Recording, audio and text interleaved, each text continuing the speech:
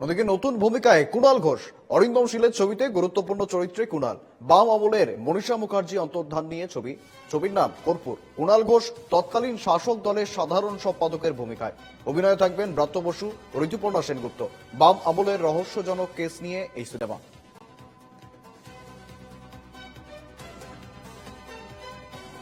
আবারও জানাবো, নতুন ভূমিকায় কুণাল ঘোষ, অরিন্দম শীলের ছবিতে গুরুত্বপূর্ণ চরিত্রে কুণাল। বাম আমলের মনীষা মুখার্জি অন্তর্ধান নিয়ে ছবির নাম কর্পূর।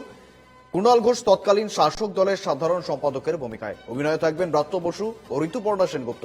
বাম আমলের রহস্যজনক কেস নিয়ে এই সিনেমা।